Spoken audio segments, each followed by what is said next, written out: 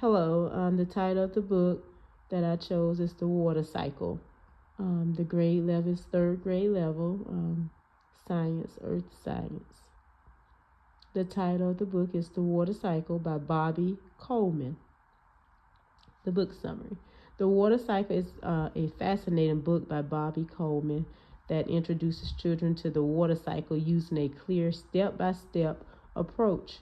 The book explains how different processes, including evaporation, condensation, precipitation, and runoff, work together to move water from the ground to the air and then back down again.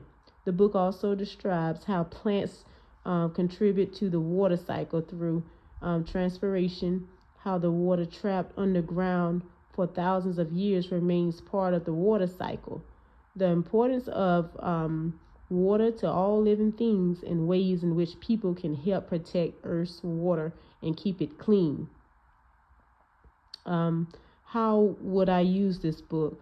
I would use this book, The Water Cycle by Bobby Coleman, as a read aloud because it allows for a shared reading experience, ensuring that all students have access to the content and enabling me to provide explanations, engage in discussions, and facilitate comprehension for the entire class.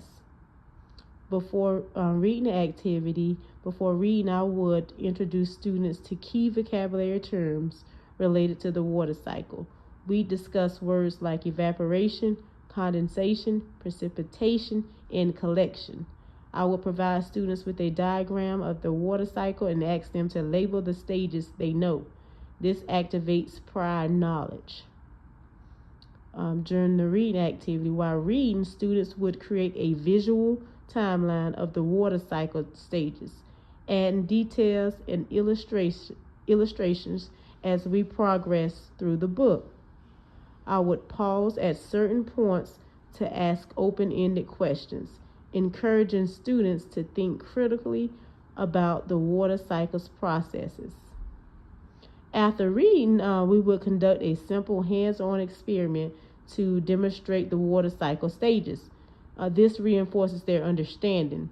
In small groups, students would create a short story or comic strip depicting the adventures of a water droplet going through the water cycle. This promotes creativity and reinforces learning. The content vocabulary words would be evaporation, condensation, precipitation, and collection. Vocabulary strategy number 1. I would use word mapping to help students understand the meanings of these words. We would create a visual representation of each word, including its definition and how it relates to the water cycle. Vocabulary strategy number 2. I would teach students to use context clues to figure out the meaning of unfamiliar words in the book. We would practice identifying words in context and inferring their meanings from the surrounding text. Thank you for listening. Have a good day. Bye-bye.